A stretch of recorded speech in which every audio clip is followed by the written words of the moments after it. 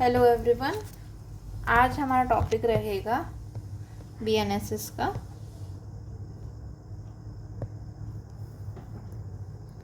BNSS का topic रहेगा कौन सा? Chapter number 17। चैप्टर नंबर 17 क्या है? Offence against property. Offence against property के बारे में, ठीक है। और ये कहाँ से कहाँ तक है? तो सेक्शन नंबर 303 से 334 तक है, ठीक है।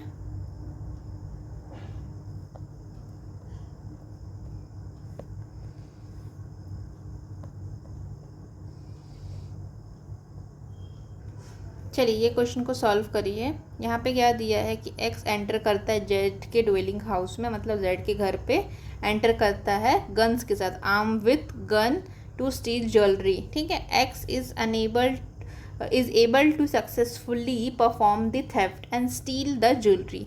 X however does not use the gun, simply leave after successfully taking the jewellery out of the possession, ठीक है। तो ये एक्स जो है जेड के घर में जाता है, गन लेके जाता है, चोरी करके वापस आ जाता है, ठीक है। गन का यूज़ नहीं करता। तो उसने कौन सा ऑफेंस किया है? तो उसने ऑफेंस किया है अंडर सेक्शन 307 का ऑफेंस किया है। ये क्या है? थेफ्ट है, ठीक है। Theft after preparation to be made. Theft किसके साथ में है? Theft after preparation to be made causing death या हर्ट या restraint in order to commit theft, ठीक है। तो उसने क्या किया? थेफ्ट के साथ में उसने एक तरह से फियर बनाया। किस चीज़ का? डेथ कॉज करने का, हर्ट करने का या रिस्ट्रेन करने, ताकि आप थेफ्ट कर सकें, ठीक है। 307 में ये दिया गया। अब 303 में क्या दिया गया? 303 में हमारा थेफ्ट दिया गया है, ठीक है। एक न्यू ऑफेंस ऐड हुआ है 304, जो कि बात करता है स्नैचिंग के बारे में, स्नैचिंग, ठीक है। फिर हमारा 305 क्या बात करता है? तो 305 बात करता है theft in dwelling house. Theft in dwelling house, in house, या कोई भी means of transportation, place of worship. फिर 306 क्या बात करता है? तो वो थेफ्ट बाय क्लर्क के बारे में बात करता है। थेफ्ट बाय क्लर्क या सर्वेंट, क्लर्क सर्वेंट। तो एक बार रिवाइज करना चाहूँ तो 303 में क्या दिया गया? 303 में दिया गया थेफ्ट, ठीक है। फिर है 304 में क्या दिया है? तो इसमें स्नैचिंग दिया गया, स्नैचिंग। फिर नेक्स्ट बताइए 305 में क्या दिया है? 305 में दिया है थेफ्ट इन ड्वेलिंग हाउस। थेफ्ट इन ड्वेलिंग हाउस या मीन्स ऑफ ट्रांसपोर्टेशन। 306 में क्या दिया गया है? 6। तो 6 में theft by clerk, 6 theft by clerk या सर्वेंट, ठीक है। सर्वेंट में कितने अल्फ़ाबेट है? 1 2 3 4 5 6 7। ओ, ये वाला ट्रिक तो काम नहीं करेगा, ठीक है। अपने को याद करना है सर्वेंट एंड क्लर्क, ठीक। और 307 में क्या दिया है? तो 307 में दिया है प्रिपरेशन, थेफ्ट हुआ है। प्रिपरेशन किस चीज़ की थी? प्रिपरेशन किस चीज़ की थी? डेथ कॉज करने की, हर्ट कॉज करने की, या तो फिर रेस्ट्रेंट कॉज करने की, रेस्ट्रेंट, ठीक है। फिर है नेक्स्ट पे आते हैं हम। ए कमिट्स थेफ्ट, ये अलग क्वेश्चन बताइए। A commits theft of the property in possession of B, ठीक है। ए जो है वो थेफ्ट कमिट करता है ऑफ द प्रॉपर्टी जो कि पोजेशन में है बी के। whilst committing the theft, A has loaded the pistol and under his garment, ठीक है। तो यहाँ पे theft commit हो रहा है, और while committing the theft, A has loaded his pistol under his garment, kept for the purpose of hurting B. In the case of B resist, ठीक है। तो उसने गन भी लेके आए थे। तो उसने क्या ऑफेंस किया है? यहाँ पे ऑफेंस क्या, सवाल ये है। तो ऑफेंस कौन सा है?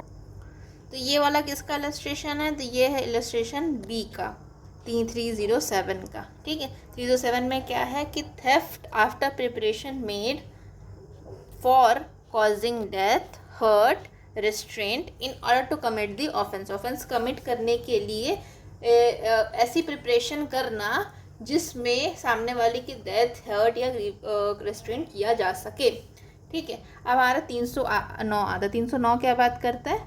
रॉबरी के बारे में, ठीक है, रॉबरी के बारे में। 306 क्या बात करता है? 306 बात करता है सर्वेंट एंड क्लर्क के बारे में, ठीक। 303 क्या बात करता है? 303 बात करता है अबाउट थेफ्ट। फिर आगे आइए, थेफ्ट कहाँ दिया गया? तो आपने देखा 303 में दिया है। एक्सटॉर्शन कहाँ दिया है? 308 में दिया है, ठीक है। रॉबरी कहाँ दी? 309 में दी गई है। और डेकोइटी कहाँ दी? 310 में दिया गया, ठीक है। Preparation of which of the following offence is punishable. तो किस चीज़ की प्रिपरेशन पनिशेबल होती है? तो इनकरेक्ट, यहाँ पे इनकरेक्ट होगा हमारा रॉबरी, यहाँ पे 308 लिखा है, ठीक है। फिर नेक्स्ट आते हैं, प्रिपरेशन किसकी पनिशेबल होती है? तो प्रिपरेशन का स्टेज पे पनिशेबल क्या क्या चीज़ है? तो हमने क्या पढ़ा था कि वेजिंग वॉर अगेंस्ट गवर्नमेंट 147 में दिया है। Waging war against the government वो भी पनिशेबल है। अटेम्प्ट टू वेज वॉर, ये सब प्रिपरेशन फेज में पनिशेबल है। और तीसरा पढ़ा था 310 में का 4 आई गेस है पनिशमेंट के बारे में, सॉरी प्रिपरेशन जो की होगी उसके बारे में। तो 310, तो इसका राइट आंसर होगा डेकोइटी। अच्छा, रॉबरी कौन से सेक्शन में दी गई है? 309 में। एक्सटॉर्शन कहाँ दिया गया है? 308 में। रॉइटिंग कहाँ दी गई है? 191 में, ठीक है। ये कौन सा चैप्टर है? तो ये चैप्टर कौन से में दिया है? तो चैप्टर है चैप्टर 11, पब्लिक ट्रैंक्विलिटी वाला चैप्टर, पब्लिक ट्रैंक्विलिटी, ठीक है। चलिए नेक्स्ट क्वेश्चन पे आते हैं। एक्स अ बिजनेसमैन है deducted his employees contribution from the wages payable under the employees provident fund 1952, ठीक है। तो उसने क्या किया? एक्स ने, एक बिजनेसमैन है, उसने अपने एम्प्लॉय का जो कॉन्ट्रीब्यूशन है वेज का उसको डिडक्ट कर लिया प्रोविडेंट फंड से। He however fail to deposit the same amount according to the law in the fund. तो वो जमा करने से फेल हो गया। तो उसने कौन सा ऑफेंस किया है? तो एक्स ने क्या ऑफेंस किया? 316 या 316 का 2। अगर सारे ऑप्शन देखें तो यहाँ पे 316 तो आ ही रहता है। 316 में क्या दिया गया? तो 316 में CBT दिया गया, क्रिमिनल ब्रीच ऑफ ट्रस्ट के बारे में कहाँ दिया गया है? 316 में दिया गया है, ठीक है। तो 316 में जो क्रिमिनल ब्रीच ऑफ ट्रस्ट है उसका प्रोविज़न हम बेयर एक्ट से पढ़ लेते हैं। तो 316 जो है वो हमारा CBT है। तो criminal breach of trust, whoever being in any manner interested with the property, किसी को प्रॉपर्टी इंटरेस्ट की गई है, और with any domination over the property dishonestly misappropriate करता है या कन्वर्ट करता है उसको ऑन ऑफ दैट प्रॉपर्टी, और डिसऑनेस्टली यूज़ करता है या डिस्पोज ऑफ करता है that property in violation of any direction of law prescribing the mode in which such trust is to be charged, ठीक है। तो बस इतनी सी बात है, आपने किसी को प्रॉपर्टी दी और उस प्रॉपर्टी को उसने कन्वर्ट कर लिया या फिर उसको डिसऑनेस्टली अपने यूज़ के लिए ला दिया, उसको बोलते हैं CBT, ठीक है। फिर आगे बढ़ते हैं। एक्सप्लेनेशन 1 में बात करता है, एक एम्प्लॉयर है, a person being an employer established where the exemption under section 17 of employees provident fund miscellaneous fund act or not deducted the employee contribution from the wage payable to the credit, ठीक है, shall be deemed to have been entrusted। तो यहाँ पे जो भी चीज़ provident fund में जो भी अमाउंट रहता है उसको ये माना जाएगा कि वो इंटरेस्टेड है। क्या चीज़ को इंटरेस्टेड है? इंटरेस्टेड विद द प्रॉपर्टी, ठीक है।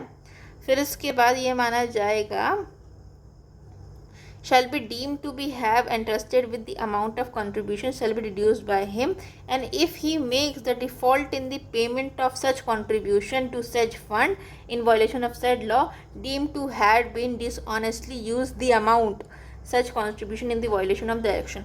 मतलब कोई भी एम्प्लॉयर है जहाँ पे एम्प्लॉय प्रोविडेंट फंड वाली जो चीज़ दी गई है, अगर उसका कोई भी एम्प्लॉयर क्या करता है, उस प्रॉपर्टी को उसके लिए जमा नहीं करता, तो ये माना जाएगा कि डिसऑनेस्टली यूज़ करना चाह रहा था उस प्रॉपर्टी को। ठीक है। सेम है हमारा एम्प्लॉय स्टेट इंश्योरेंस वाला केस। अगर यहाँ पर भी अगर वो उस प्रॉपर्टी जो कि इंटरेस्टेड है उनको वो कंट्रीब्यूशन को डिडक्ट करके उसके मतलब बोलते हैं ना जहाँ पे डालना वहाँ नहीं डालता, तो ये माना जाएगा कि उसने वायलेशन किया है। इसका आंसर होगा हमारा जो हमने पढ़ा सीबीटी का फर्स्ट वाला एक्सप्लेनेशन, सीबीटी का फर्स्ट वाला एक्सप्लेनेशन या 316 का फर्स्ट वाला होता है। ठीक है। फिर नेक्स्ट आता है cheating and dishonestly inducing to deliver the property और making the alteration of destruction of valuable security. तो ये क्या है अपना, ये पहले जो हमारा वो था ना 420 वाला ऑफेंस, उसी के बारे में बात कर रहा है।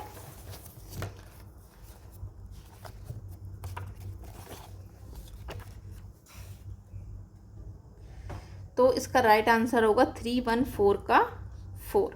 ठीक है।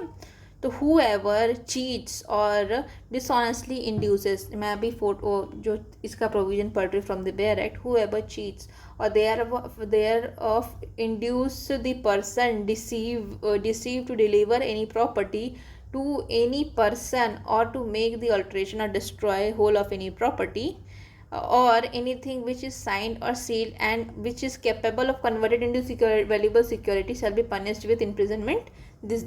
ठीक है। तो अगर देखा जाए तो 318 में डेफिनेशन दी गई सीबीटी की, 31 के 2 में पनिशमेंट दी गई है सीबीटी की, सीबीटी बोलते सॉरी चीटिंग के बारे में। 318 में चीटिंग है। देखो दो ऑफेंसेस बता, 3 सेक्शन साथ में बताऊंगी आपको। 316 ठीक है, फिर है 317 एंड 318। 316 में सीबीटी दिया गया है, 317 में स्टोलन प्रॉपर्टी दिया गया है, स्टोलन प्रॉपर्टी, और 318 में क्या दिया गया, चीटिंग। इसी चीटिंग के अंदर में जो हमारा 318 का 1 है वो चीटिंग को डिफाइन करता है। 318 का 2 जो है वो बात करता है पनिशमेंट के बारे में।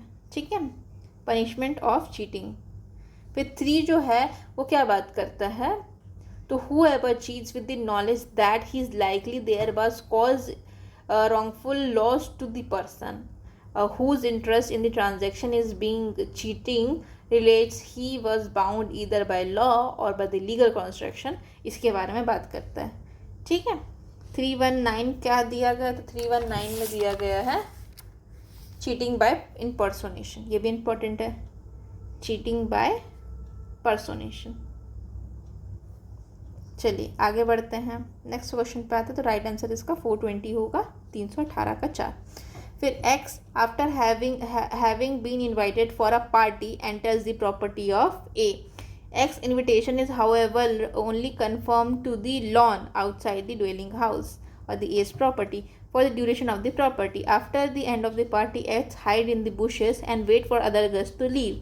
फिर उसके बाद फिर X open a lock in the X dwelling house, enter with the interest to annoy X without being seen by X. X ने क्या ऑफेंस किया गया है, तो यहाँ पे उसको इन्विटेशन तो उसका वैलिड था, लेकिन वो स्टे कर गया उसमें ज़्यादा समय के लिए। ठीक है, तो यहाँ पे राइट आंसर होगा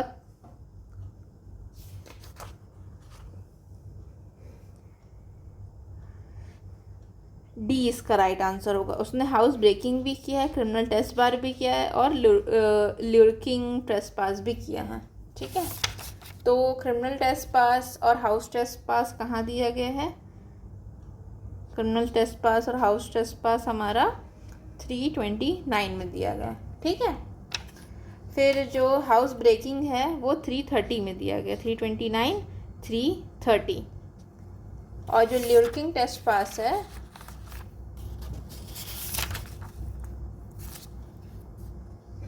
वो अलग से नहीं दिया गया। ठीक है, आगे बढ़ते हैं।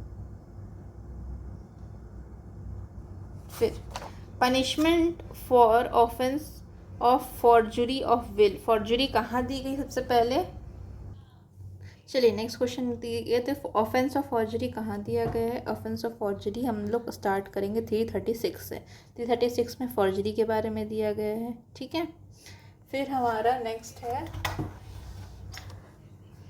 337, तो forgery of record of, forgery हो रहा है किस चीज़ में, रिकॉर्ड ऑफ कोर्ट में, ठीक है, या पब्लिक रजिस्टर में। फिर 338 जो है फॉर्जरी किस चीज़ का है, फॉर्जरी विल का है या वैल्यूएबल सिक्योरिटी का है। 339 में क्या दिया गया है, तो having possession of document describe in 37, तो ये वाला जो है फॉर्ज रिकॉर्ड जो है उसका अगर क्या करते हैं, पोजेशन होता है उस चीज़ का, तो उसको क्या बोलेंगे, वो पनिशेबल होगा 339 में। और 340 में क्या होता है, फॉर्ज डॉक्यूमेंट या e record using as genuine. सो हमारा 336 में हमने क्या पढ़ा था, फॉर्जरी के बारे में पढ़ा था। 336 में उसी के बारे में दिया है। 338 में क्या दिया है, तो फॉर्जरी ऑफ विल दिया है, तो यही करेक्ट आंसर होगा। और 340 में क्या है, forgery of e record, forgery और e record using as genuine, forged या e record using as genuine. फिर है which one of the following is an essential ingredient of the offence of theft, जो कि 303 में दी गई है। तो एसेंशियल एक क्या है हमारा, तो वो है डिसऑनेस्टली। अगर डिसऑनेस्टली कोई भी प्रॉपर्टी को लिया जाता है उसको बोलते हैं थेफ्ट, ठीक है। फिर यहाँ पे अपने को पनिशमेंट्स याद करने पड़ेंगे। तो theft is defined under section 303 as dishonest removal of movable property out of the possession without his consent, तो ये सही लग रहा है। द ऑफेंस ऑफ एक्सटॉर्शन में पनिशमेंट कितनी है, 3 ईयर्स। अच्छा, एक्सटॉर्शन कहाँ दिया गया, 308 के 3 में। 308 के 3 में क्या पनिशमेंट दी गई है, तो ये जो हमारा ऑफेंस अगेंस्ट प्रॉपर्टी है वहाँ पे पनिशमेंट भी याद करनी पड़ेगी अपने को। तो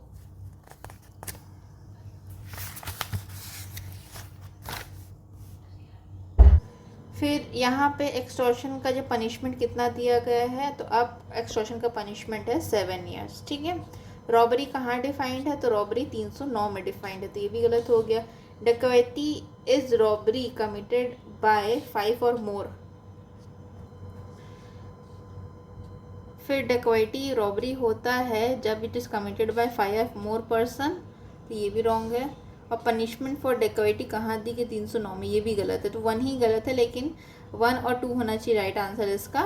लेकिन यहाँ पे क्या दिया गया है, 1 तो सही लग रहा है और 2 में 7 ईयर्स होना चाहिए, तो अप टू एक्सटॉर्शन के पनिशमेंट अब हो गई है अप टू 7 ईयर्स, ठीक है। चलिए थोड़ा सा इनएक्यूरेट था। फिर आते हैं offence of theft is punishable under section 303 का 2, ठीक है। 301 में क्या दिया है, थेफ्ट की पनिशमेंट दी गई है। 305 में क्या दिया, 306 में क्या दिया है, तो हमने याद किया 303 थेफ्ट के बारे में, 304 स्नैचिंग के बारे में। फिर 305 किसके बारे में था, तो ये था ड्वेलिंग हाउस से अगर थेफ्ट हो रही है तो। 306 क्या था, क्लर्क और सर्वेंट के बारे में। और 307 अगर डेथ का फियर हो, डेथ का, ग्रीवियस हर्ट का या डिस्ट्रेंट का, उसके बारे में, ठीक है। फिर वर्ड एक्सटॉर्शन कहाँ डिफाइंड है, तो एक्सटॉर्शन 308 में है, ठीक है, तो यहाँ डिफाइंड होगा। फिर 304 में इसको एग्रीवेटेड फॉर्म है। 309 में क्या दिया है, तो रॉबरी के बारे में दिया है। एक्सटॉर्शन में कहाँ दी गई है, 308 में, ठीक है। डेकोइटी कहाँ दी गई है, 310 में। रॉबरी कहाँ दी गई है, 309 में। और यहाँ ये भी सही है, तो ये रॉन्ग आंसर होगा रॉबरी। 303 में क्या दिया गया है, तो थेफ्ट दिया गया है। मिस एप्रोप्रिएशन ऑफ प्रॉपर्टी कहाँ दी गई है, तो 314 में दी गई है। 316 में हमने क्या पढ़ा, CBT, ठीक है। 318 में हमने क्या पढ़ा, चीटिंग। और 319 में क्या पढ़ा, चीटिंग बाय पर्सोनेशन, ठीक है। चलिए फिर act done in good faith for the benefit without consent, ये कहाँ दिया गया था? तो ये दिया गया था सेक्शन नंबर 30 में, है ना। फिर है डिसऑनेस्टली और फ्रॉडुलेंटली एग्जीक्यूट करना ट्रांसफर डिग्री, ऐसे तो डायरेक्टली याद नहीं है। अच्छा, वॉलेंट्री कॉजिंग ग्रीवियस हर्ट कहाँ दिया गया था? बाय एसिड, तो 124 में दिया गया था, ठीक है। और अटेम्प्ट वाला चीज़ जो है वो 124 के 2 में दिया गया था। फिर नेक्स्ट है हमारा थेफ्ट बाय क्लर्क, हमने कहाँ पढ़ा? 306 में पढ़ा, ठीक है। तो राइट आंसर क्या होगा इसका?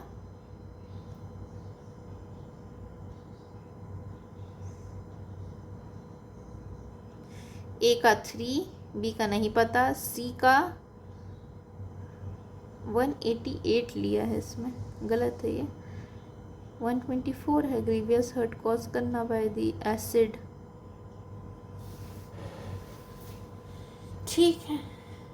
और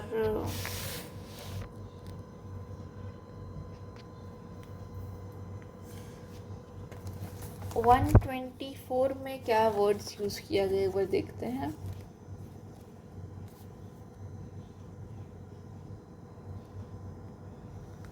वॉलेंट्री कॉजिंग ग्रीवियस हर्ट, बस परफेक्ट है। और अगर देखा जाए 118 में भी, 118 में दिया है वॉलेंट्री कॉजिंग ग्रीवियस हर्ट, 117 में दिया है, 118 में grievous hurt by dangerous weapon है, गलत है यहाँ पर। लेकिन इसका आंसर 4 होगा। इसका आंसर क्या होगा? 3 होगा। ए का 3 और सी का 4 एंड डी का 2, 3 4 2, तो 3 4 2 बी इसका आंसर होगा। और बी का आंसर 1 होगा, 322 में दिया गया, ठीक है। फिर इसके बाद है नेक्स्ट है मिसचीफ कहाँ दिया गया? तो मिसचीफ है 324 में, ठीक है। 324 के 2 में मिसचीफ दिया गया है। फिर आगे आते हैं, चलिए इसको कल कंटिन्यू करेंगे। आज के लिए थैंक यू।